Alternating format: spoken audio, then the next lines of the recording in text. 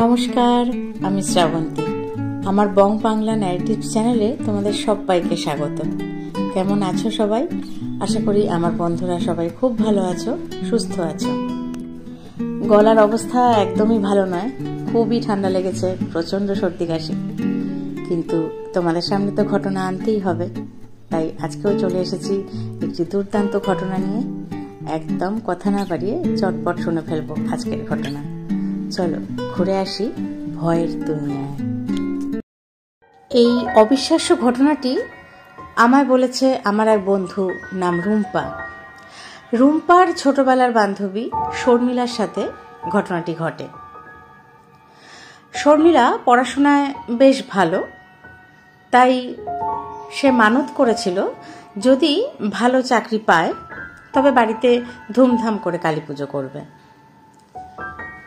তা খুব ভালোভাবেই, খুব সহজেই সে ভালো চাকরি পেয়েছিল। ঘটনাটি আজ থেকে প্রায় 10-12 বছর আগের ঘটনা। বাড়িতে পরপর 2 বছর বেশ ভালোভাবে কালী পুজো হয়েছে। 3 বছরের কালী পুজোর ঠিক 2 দিন আগে একটি ঘটনা ঘটে। ঘটনাটি সত্যি সম্পূর্ণ অবিশ্বাস্যই।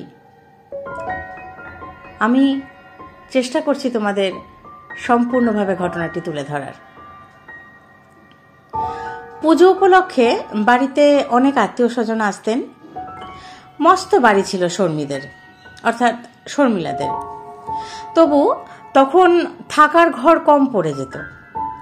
বাইরের দিকে একটা ছোট ঘর ছিল। অনেক লোকজন আসায় শর্মি তার ছোট ভাই শান্তুকে নিয়ে ওই ঘরে শুয়েছিলেন।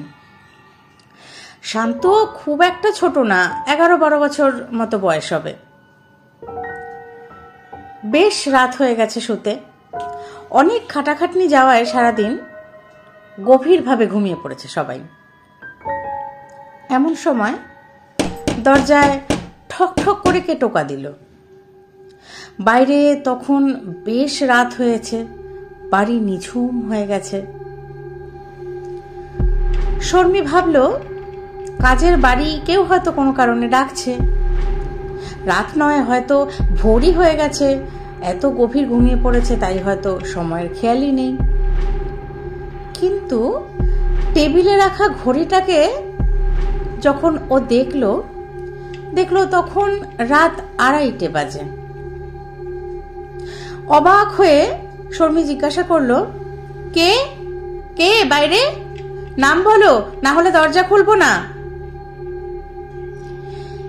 এই ঘরটা তো বাইরের দিকে, তাই শুধু শর্মি আর ওর ভাই এই দুজনেই শুয়েছে। ঘরটা খুব একটা বড় নয়, একটা চৌকি আর একটা বড় আয়না লাগানো আলমারি আর একটা কাঠের চেয়ার আছে শুধু ঘরটায়। বাইরে থেকে উত্তর এলো, আমি মানসী রে, দরজা খুলতে হবে না, তুই একবার জানলার কাছে আয়, তোকে একটা জরুরি কথা বলতে এসেছি। গলাটা একদম বসা বসা, ধরা ধরা, কথা বলতে যেন কষ্ট হচ্ছে। নাম না বললে শর্মিলা বুঝতেই পারতো না যে বাইরে মানুষই এসেছে। অবাক হয়ে গেল শর্মিলা, এত রাত্রে মানসী? শর্মিলার খুব কাছের বন্ধু মানসী। নিশ্চয়ই বাড়িতে খুব সাংঘাতিক বিপদ আপদ কিছু একটা হয়েছে, না হলে এত রাতে ও কেন আমার কাছে আসবে? মানসীদের বাড়িতে তার বিয়ে নিয়ে খুব অশান্তি চলছে। ওর বাবার ভীষণ হাই প্রেশার, অসম্ভব রাগারাগি করছেন। বাড়ির অবস্থা খুবই খারাপ হয়ে আছে। মানসী অন্য জাতের একটি ছেলেকে ভালোবাসে এবং তাকেই বিয়ে করবে বলে ঠিক করেছে। তাই বাড়ির লোক যেখানে সম্বন্ধ করছে সেখানে বিয়েতে কিছুতেই রাজি হচ্ছে না মানসী। তাই এই নিয়ে বাড়িতে চরম অশান্তি চলছে। বাড়ির সবাই মোটামুটি ওকে বয়কট করেছে, কেউ কথা বলে না। মাও সমানে বিভিন্ন গালমন্দ করে চলেছে ওকে। বারবার করেই ওকে বুঝিয়ে যাচ্ছে ওদের সম্বন্ধ করা বিয়েতে রাজি হয়ে যেতে, না হলে মানুষের জন্য তার বাবাকে বাঁচানো যাবে না। দুদিন আগেই কাঁদতে কাঁদতে এই সব গল্প করেছে মানসী শর্মিলার কাছে। তাহলে কি মানসীর বাবার কিছু হলো? শর্মিলা তাড়াতাড়ি দরজা খুলল। মানসী দরজার থেকে একটু দূরে দাঁড়িয়ে আছে। শর্মিলা ব্যাকুল হয়ে বলল, কিরে, কি হয়েছে রে? মানসী কাঁদো কাঁদো বসা গলায় বলল, তোকে একটা কাজ করতে হবে। তোর আরমানদাকে বলে দিস আমি চলে যাচ্ছি, কিন্তু হার মানিনি, বেইমানিও করিনি, আর আরমানের কোনো দোষ নেই, তা আমি বুঝি।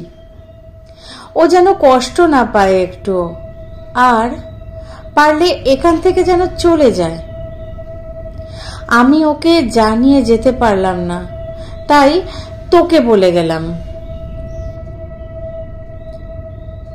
শান্তুও এইসব কথাবার্তায় ঘুম থেকে উঠে শর্মিলার পিছনে এসে দাঁড়িয়েছে। শর্মিলা বলল, কিন্তু তুই কোথায় যাচ্ছিস, আর এই এত রাতে এ কথা বলতে এসেছিস কেন? বাড়িতে কি খুব অশান্তি হচ্ছে রে? মানসী জোরে জোরে ঘাড় নাড়তে নাড়তে বলল, আমার আর দাঁড়াবার উপায় নেই রে, তুই ভালো থাকিস, তোরা সবাই ভালো থাকিস, চলি। বলেই মানসী পিছন ফিরে হাঁটতে শুরু করলো। শর্মিলা ছুটে নামতে গেল যে ওকে এভাবে যেতে দিতে পারে না, এত রাতে কোথায় চলে যাচ্ছে ও? সেই সময় শান্ত পিছন থেকে শর্মিলাকে জড়িয়ে ধরে আটকালো। শর্মিলা উদ্বিগ্নভাবে পিছন ফিরে তাকালো শান্তর দিকে, বলল, কি হলো, কি, ছাড় আমাকে। শান্ত কাঁপতে কাঁপতে আয়নার দিকে আঙুল দেখালো। বিস্মিত শর্মিলা আয়নার দিকে তাকিয়ে বলল, কি কি দেখাচ্ছিস ওদিকে আমাকে? শান্ত কাঁপা গলায় বলল, আয়নায় মানসীর ছায়া। শর্মিলা অবাক হয়ে তাকালো। পিছন থেকে দেখা যাচ্ছে মানসী চলে যাচ্ছে হেঁটে, কিন্তু আয়নাটা একদম সোজাসুজি। তার নিজের প্রতিচ্ছবি আছে, শান্তকে দেখা যাচ্ছে, কিন্তু মানসীকে দেখা যাচ্ছে না। চমকে ফের তাকালো মানসীর দিকে। হ্যাঁ, ওই তো সোজাসুজি গেটটা দেখা যাচ্ছে, মানসী বেরিয়ে যাচ্ছে, পরিষ্কার দেখা যাচ্ছে, কিন্তু আয়নায় নেই কেন? এরপর সারা রাত শর্মিলা আর শান্তু বসেছিল। শর্মিলা পাথরের মতো বসেছিল, আর শান্তু শর্মিলার একেবারে গা ঘেঁষে বসেছিল। সকাল হতে না হতেই খবরটা ছড়িয়ে পড়ল, মানসীদি গত রাত্রে গলায় দড়ি দিয়েছে। যদি শর্মিলা একলা থাকতো তবে সবাই বলতো যে শর্মিলার স্বপ্ন দেখেছে, কারণ দুজনেই খুব ভালো বন্ধু, খুবই ভালোবাসতো তো দুজন দুজনকে, তাই মনের টানে অমন দেখেছে। কিন্তু শান্তু, সে যে আগে দেখেছে, শান্তু যে আগে দেখেছে যে মানসীদি আছে, কিন্তু তার কোনো প্রতিবিম্ব নেই। এও কি সম্ভব? তো এই ছিল আজকের ঘটনা। সত্যি ঘটনাটি বড় অদ্ভুত। এরকমও হয়তো হয়, হয়তো খুব কাছের মানুষ, কাছের ভালোবাসার ভালো লাগার মানুষ, বন্ধু, তাদেরকে হয়তো এই দুনিয়া ছেড়ে চলে যাওয়ার আগে শেষ দেখা দেখতে ইচ্ছে করে, শেষ মনের কিছু কথা বলে যেতে ইচ্ছে করে। মানসী আর শর্মিলাও হয়তো এমনই বন্ধু ছিল। তাই শেষ যে কথাগুলো মানুষই কাউকে বলে যেতে পারেনি, সেই কথাগুলোই হয়তো শর্মিলাকে বলতে এসেছিল। যে কথাগুলো তার ভালোবাসার মানুষ আরমানকে বলতে পারেনি, সেই কথাগুলো শর্মিলাকে জানিয়ে গেল, যাতে আরমান সেই কথাগুলো জানতে পারে। সত্যি বড় অন্যরকম, মন কেমন করা একটি ঘটনা। তোমাদের কেমন লাগলো আজকের ঘটনাটি আমাকে অবশ্যই কমেন্ট করে জানিও। আর আমার ঘটনা পাঠ যদি তোমাদের ভালো লাগে তাহলে লাইক, কমেন্ট আর শেয়ার করতে ভুলো না। তোমাদের কাছেও যদি এইরকমই দুর্দান্ত ঘটনা কালেকশনে থাকে আমাকে প্লিজ পাঠিয়ে দিও। ডেসক্রিপশন বক্সে আমার ইমেল আইডি দেওয়া আছে। সেই সব দুর্দান্ত ঘটনাগুলি আমি তোমাদের সবার সাথে একসাথে শেয়ার করে নিতে পারবো। আর তোমরা তো জানোই সোমবার আর শুক্রবার সন্ধে 6টা মানেই বং বাংলা নাইটিস্টের তরফ থেকে দুর্দান্ত দারুণ দারুণ সব ঘটনা তোমাদের কাছে আসতেই থাকে। তাই সেই সব ঘটনার সাক্ষী থাকতে গেলে আমার চ্যানেলটিকে সাবস্ক্রাইব করে আমার পাশে থেকো বন্ধুরা। আজ গলার অবস্থা একদম ভালো নেই, তোমরা তোমাদের মতো করে মানিয়ে নিয়ে আজকের ঘটনাটি শোনো। আজ এই পর্যন্তই। সবাই খুব ভালো থেকো, সুস্থ থেকো। আবার আরেকটি ঘটনা নিয়ে চলে আসবো আগামী দিন। ধন্যবাদ।